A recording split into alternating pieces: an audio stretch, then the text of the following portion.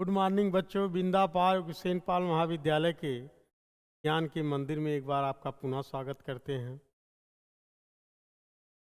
आपका गणित शिक्षण के अंतर्गत सेकंड सेमेस्टर गणित शिक्षण के अंतर्गत आपका जो पहला चैप्टर था वो एलसीएम एंड एचसीएफ, उसमें मैंने पहले वीडियो में पहली कक्षा में मैंने आपको पढ़ाया था कि एलसीएम किसे कहते हैं और एलसीएम निकालने की विधि क्या है, कैसे निकाला जाता है। फिर उसके बाद जो आज का वीडियो लेके आए हैं वो आए हैं एचसीएफ किसे कहते हैं और एचसीएफ निकालने की विधियां क्या हैं। फिर उसके बाद हम लोग चलेंगे आपका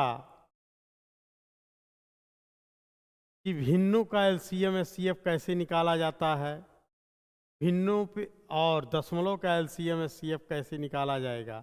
फिर एलसीएफ एचसीएफ पे कुछ इबारती प्रश्न भी आते हैं, उसको हमको समझना रहता है कि इसका एलसीएम निकालना है कि एचसीएफ। तो आइए हम लोग देखते हैं एचसीएफ। पहले तो हम लोग जान लेते हैं एचसीएफ क्या है।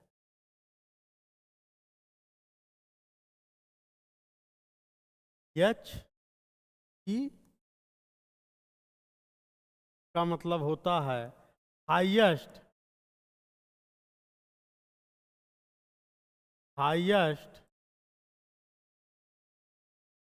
कॉमन फैक्टर,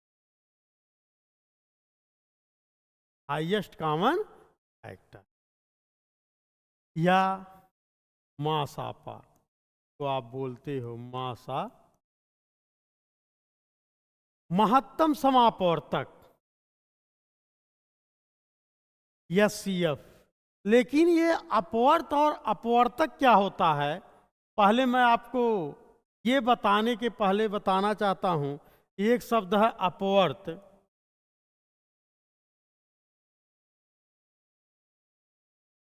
अपवर्त और अपवर्तक, ये हम दोनों शब्द देख लेते हैं। उसके बाद महत्तम समापवर्तक की ओर बढ़ेंगे। इसे कहते हैं अपवर्त, मतलब होता है गुणज। किसी संख्या का अपवर्त किसी का पहाड़ा, एक तरीके से आप समझ लीजिए। अगर कह दिया जाए कि 5 के 5 अपवर्त लिखिए तो 5 के 5 अपवर्त का मतलब 5, 10, 15, 20, 25, ये इसके क्या हुए, अपवर्त हुए। या आप कह लीजिए एक नाम और है, वो है क्या, गुणज। क्या है, कह दे 5 के 5 गुणज लिखिए या 5 के 5 अपवर्त लिखिए। अपवर्त लिख के भी एलसीएम निकाला जाता है, एचसीएफ निकाला जाता है। ये मत जानिएगा तो नहीं निकाला जाता है।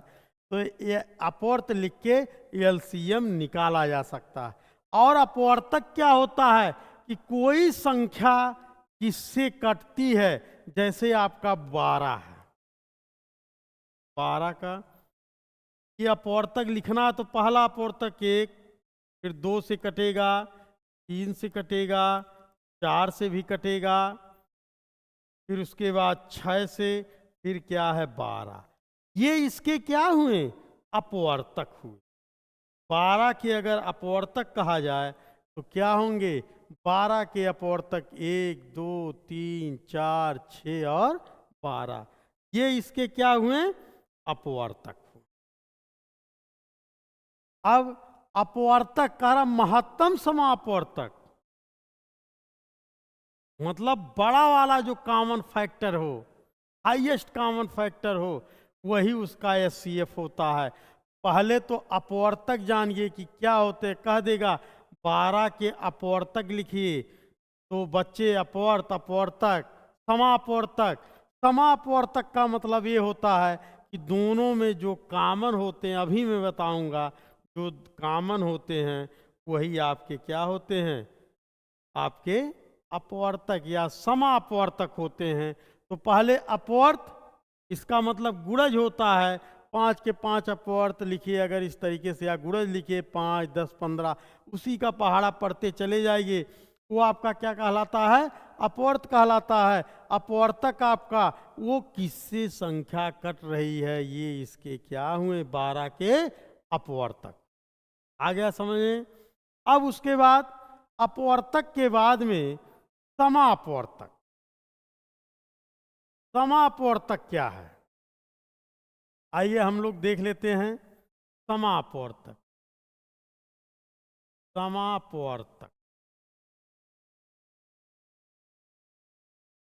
पहले तो अपवर्तक लिखिए, जैसे कह दिया जाए अगर 8, 12, 16 ये समापवर्तक, तो पहले आप अपवर्तक लिखिए, जैसे कह दिया जाए 8, 12 और 16, ये तीनों का अपवर्तक पहले लिखिए। और जब आप अपवर्तक लिख देंगे तो तीनों में जो समान रहेगा वही उसके क्या हुए? समान समापवर्तक हुए। आ गया समझ में? बहुत आसान तरीके से समापवर्तक पहले आप अपवर्तक लिखिए, फिर जो तीनों में समान हो वही उसके क्या हुए? समापवर्तक हुए। तो जैसे आप 8 को लिखोगे, 1, 2, 2 के बाद 4, उसके बाद ये हुए अपवर्तक। 12 का 1, गुणनखंड नहीं करना है, किससे कट रहा है? 2, 3, 4, 6 और 12। 16 का 1, फिर 2, फिर 4, 8 के बाद 1, 2, 4, 8, 16। अब कह रहा है ये इसके क्या हैं? अपवर्तक।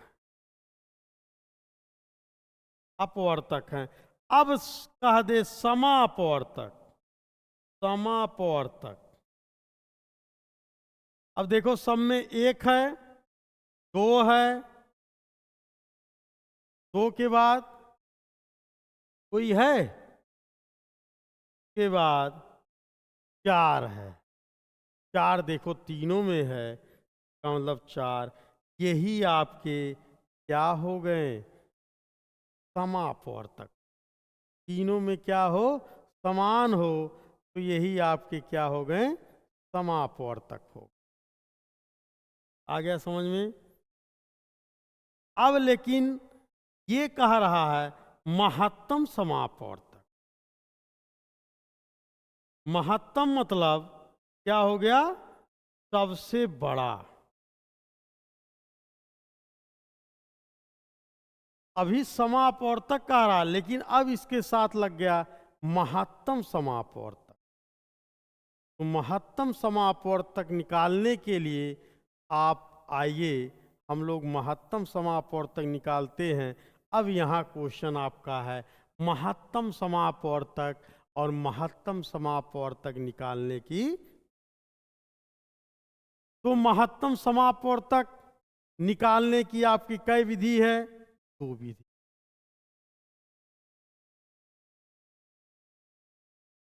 कौन कौन सी विधि?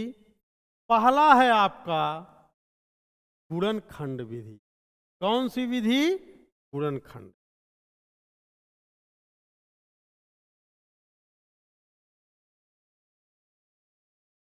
और दूसरा आपका है भाग विधि। कौन सा? भाग विधि। आ गया समझ में? अब हम लोग चलते हैं। अच्छा, महत्तम समापवर्तक कहते किसको हैं? ये भी इंपॉर्टेंट है।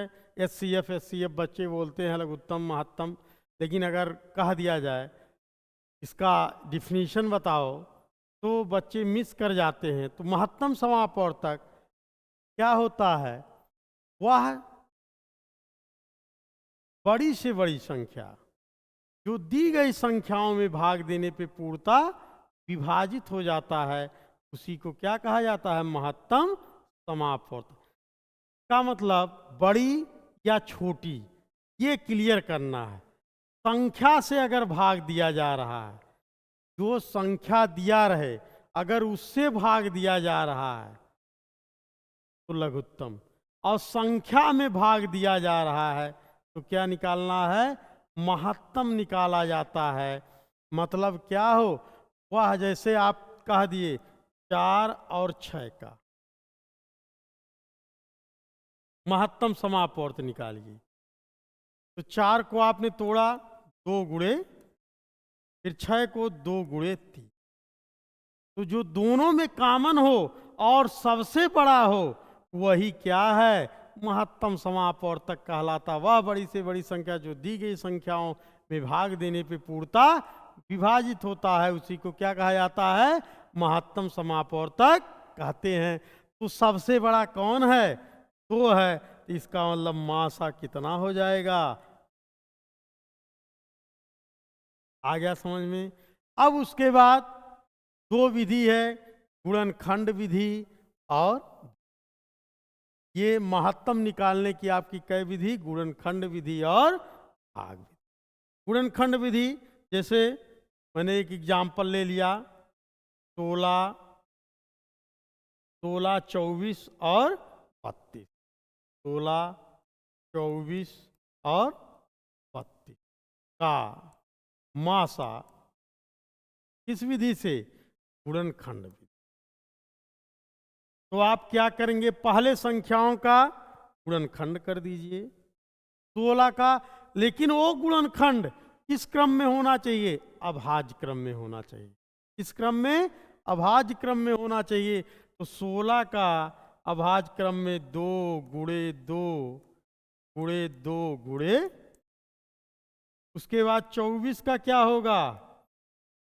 8 तिरिक 24, 2 दूना 4 दूनी 8 तिरिक, उसके बाद 32 का 4 अट्ठे 32, 2 दूनी 4 दूनी 8 दूनी 16 दूनी। अब इसका कह रहा है महत्तम समापवर्तक का मतलब मासा।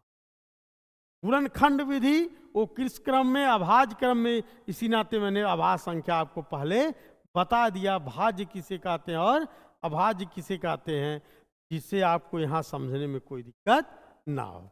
तो अब मासा इसका जो कॉमन है, पहले 2 कॉमन है, 2 आप लिख लीजिए, फिर उसके बाद 2 कॉमन है, फिर 2 लिख दीजिए, फिर उसके बाद 2 कॉमन है।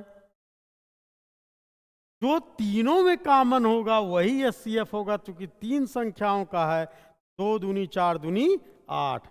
यह सबसे बड़ा है जो इन संख्याओं में भाग देने पे पूर्णता क्या हो रहा है? विभाजित हो रहा है। 8 से बड़ा कोई ऐसी संख्या नहीं है जो क्या होगा? विभाजित। आ गया समझ में?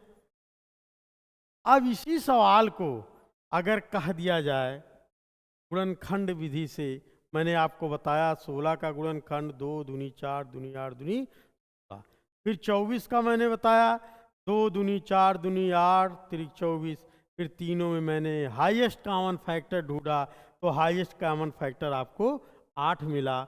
इसका मतलब इसका एचसीएफ क्या हो गया? 8।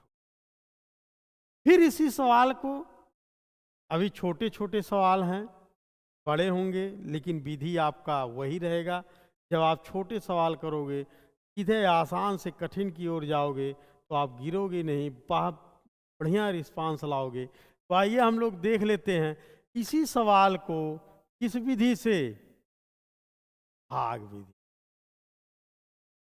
किस विधि से? भाग विधि से निकालिए। भाग विधि से। भाग विधि की क्यों जरूरत पड़ी इसमें? क्योंकि जब आपकी संख्या काफी बड़ी होती है तो उसका गुणनखंड करने में काफी समस्या होती है। तो इसलिए अगर भाग विधि से आप करोगे तो आपको बेहतर रिस्पांस मिल जाएगा और सवाल आपका जल्दी हल हो जाएगा। क्योंकि आज का जो प्रतियोगी परीक्षा है, समय को एडजस्ट करना ही बहुत प्लस पॉइंट। क्योंकि आज की जो परीक्षाएं हैं गणित की, वो सभी बच्चे यही कहते हैं जब परीक्षा से निकल के आते हैं, हमको ये चीज़ आ रहा था सर जी, लेकिन मैंने बेहतर रिस्पांस नहीं दे पाया समय के अभाव में। तो उसको एडजस्ट करने के लिए आप गणित को जितना अभ्यास करोगे उतना ही आप कठिन से सरल की हो चले जाएंगे और बेहतर रिस्पांस आप पाएंगे। और गणित का क्वेश्चन ही अधिकतर परीक्षाओं में सफलता की ओर ले जाता है, क्योंकि कुछ अधिक से अधिक बच्चों को देखा जाता है कि गणित हल करने में समस्या होती है समय के अभाव में। वो चीज़ किसी नाते ये अगर आप थोड़ा थोड़ा धीरे धीरे आप बेहतर तरीके से सीख लेंगे तो डीएलएड में ऐसा नहीं है कि आपको कहीं कोई समस्या होगी, आप बेहतर तरीके से रिस्पांस ला सकते हैं। उसके बाद में भाग विधि से इसी 16, 24, 32 को अगर भाग विधि से आपको हल करना है तो आप क्या करेंगे, जो छोटा है उससे बड़े वाले में भाग दे दीजिए।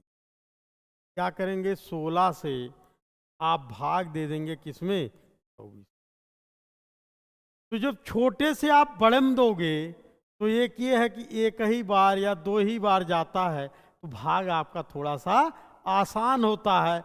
नहीं तो भाग क्या हो जाता है, आप छोटे से बहुत बड़े में बड़ा वाला ले लेंगे तो आपको सोचना पड़ेगा किससे भाग देंगे, कितनी बार भाग गया।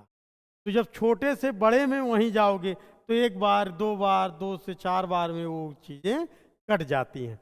तो 16 से 16 करने में कितना बचा, 8। अब ये क्या हो गया, भाजक हो गया।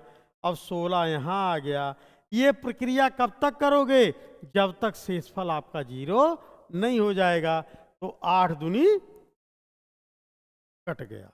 अगर ये कहा दिया जाए 16 और 24 का मासा कितना होगा, तो मासा क्या होगा, 8।